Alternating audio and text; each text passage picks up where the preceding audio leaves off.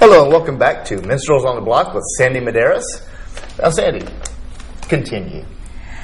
Well, I was, when I came back from the Arizona trip, I was able to meet, while I was in Tucson, Arizona, David Lynch, who is a filmmaker guy. And he kind of put a bug in my ear that there was a guy named David Jarecki who played in the Caribbean. Nice. And that he resided in St. Croix. And so I packed up 4 bags and, just kind of gave away everything I owned and put everything on hold, and got on a plane and moved to St. Croix, Virgin Islands, and ended up traveling around with David Jarecki and a little band. We had a duo as well as a band, and we just would take these little 6-seater, 12-seater planes to all the different islands on the weekends, and we would get to sing. That is awesome. Yeah, did that for about a year and a half, but then I started feeling like I was retired. So I decided it was time to move back home. That's when I moved back to Mobile, and I got involved in the contemporary Christian scene, and I was very blessed to have opened in my hometown at the Coliseum in front of 14,000 viewers, opening for some of the biggest stars like Bob Carlyle and Rebecca St. James and Shine and Big Tent Revival and those people. So that was exciting, and then that's how I ended up moving to Nashville. And I had some friends there in that business, but I got pretty disheartened quickly in the contemporary Christian business part. The business of the music, yeah. And so I decided to go a different way and return to my secular roots and add the spirituality that I had gained into my first project here. So tell me about your first project here. We're going to pimp this in just a minute. That's good.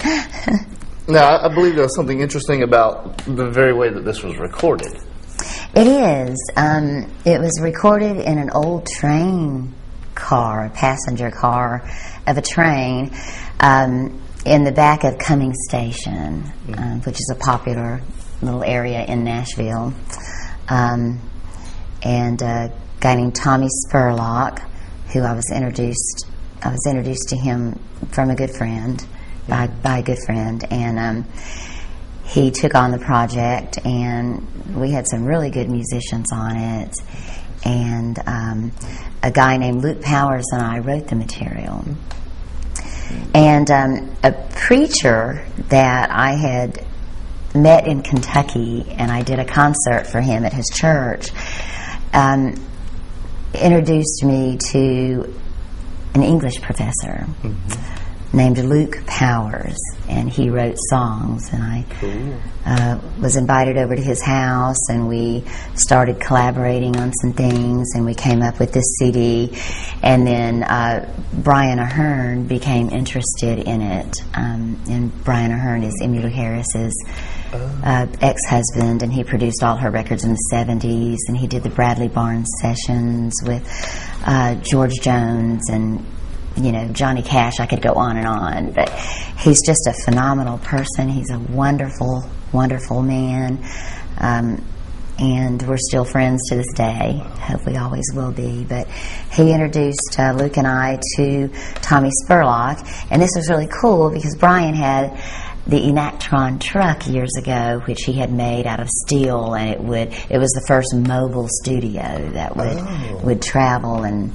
go to the Fox Theater, for an example, and record Jimmy Buffett, which got him a gold record out of that, I think. But he introduced me to Tommy, and then we went in and did this record in this train car, and it was a blast. It was just a blast. Just the notion of a studio being in a train car is just, that deserves That's awesome. So that's cool. The name of this is Sandy Madaris, Way Back Home. And so that is really cool. What led you from this to this? From Nashville to Columbus, what brought you back this way? Well, my mother had cancer shortly after this record was made, and I began to write with Luke and a few other people that I've known all my life, like Rick Chansey, who tours with Hank Jr. a lot, out of Mobile, and a lot of these friends, and we got together and wrote some songs, and I met a guy from here named Ricky Whitley, and he plays guitar and fiddle, and we got to talking at the Frank Brown Songwriting Festival that happens every year in Columbus, Georgia at the Floribama. And I was there, and we struck up a conversation about Columbus and everything. And he came back to Columbus, and there was a song that I had written called Natalie. And he called me up out of the blue one day and said, "Hey, I'm over at this guy named Larry Rose's studio in Phoenix City, Alabama." Larry Rose. And we just got finished recording a musical track to that song, Natalie, that you wrote. Would you like to come and sing it? And I had previously invited him into Brian Ahern's studio to do a song that Luke and I wrote, because Luke had just had a baby, and he said his wife would kill him if he went in the studio right after the baby was born. So I said, better not do that.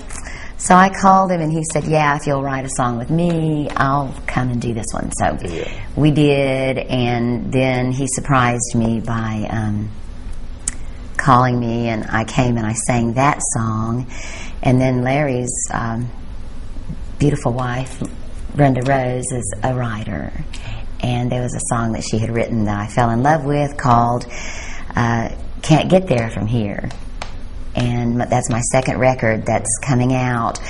The record took a turn because my mother was passing away with cancer quickly. She went in a year, and we finished the record, most of it, before she passed away, and I was able to even share one particular song that we had written for her in her church, and that was great. And so that's how the second record came to be, and it came to be in this area. I see. And so I started kind of hanging around with some people here, and eventually, was between jobs and took a job here, and the rest is history. Yeah. Cool.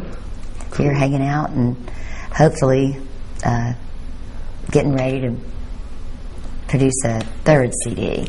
I've been writing some music for that one, but I have to get the second one out first. So. Yeah. Well, sequential order is good, but not absolutely necessary. Coming up, some more from Sandy. Right now, a song from Sandy and some commercials. We'll be right back. This song is called Hector. It was written in Nashville by myself and Luke Powers, and it's about a girl trying to talk a guy into stealing an automobile so that they can be famous.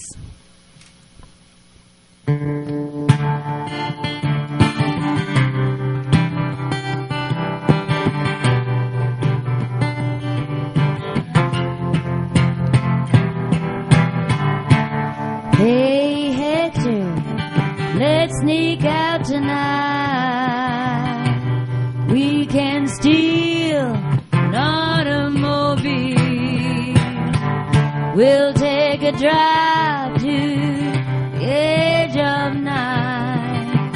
Might even wind up with sirens and flashing lights. I've got no future, I've got no past, but I know how to make each moment last.